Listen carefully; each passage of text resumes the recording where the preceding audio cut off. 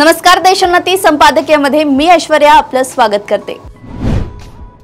अवघ्या महाराष्ट्रातील अवघ्या मराठी जनांच्या भावनांचा, इच्छेचा आदर करत मराठी माणसासाठी 18 वर्षांचा दुरावा बाजूला ठेवत ठाकरे बंधू एकत्र आले। आता त्यांचे एकमेकांकडे येणे जाणे देखील सुरू झाले। म्हणजे या दोन भावांमधील त्यांच्या कुटुंबियांमधील कटुता आता संपली आहे। शेवटी रक्ताची नाती अशी सहजासहजी तुटत नसतात। त्यांच्या या मनोमिलनाचे सगळ्यांनी स्वागतच केले। ठाकरे बंधूंचे बंधुप्रेम मराठी लोकांसाठी आदर्शवत वगैरे समजले जाऊ शकते, परंतु या बंधुप्रेमाला राजकीय युतीची महिरप अद्याप लागली नाहीये।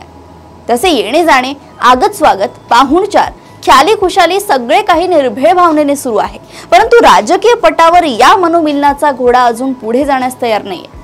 त्यामागे कारणही तसंच आहे। या बंधूंमधील थोरली पाती म्हणजे उद्धव ठाकरे राजकारणात बेरकी नसले तरी बेरकी राजकारण करणाऱ्यांचा त्यांच्या भोवती गराडा असतो आणि ते कायम या तथाकथित निकटवर्तीयांच्या सल्ल्यानेच काम करत असतात। धाकली पाती म्हणजे राज ठाकरे यांची राजकीय समज चांगली पण असली तरी त्यांचे सल्लागार फारच अपरिपक्व असावेत किंवा ते कोणत्याही सल्लागाराचे कधीच ऐकत नसावेत अशी स्थिती आहे। बंधुप्रेमात राजकीय फायदा शोधणाऱ्यांची एक टोळी उद्धव ठाकरेंच्या आसपास वावरत आहे आणि अशाच टोळीचा आधीही कटू अनुभव आल्याने राज ठाकरे ताक देखील फुंकूत पीत असल्याचं दिसतंय। राज ठाकरेंच्या या शांततेने अस्वस्थ झालेल्या उद्धव गटाने राज यांनी बंधुप्रेमासाठी उद्धव सोबत राजकीय युती देखील करावी यासाठी उतावीळ आग्रह धरलाय।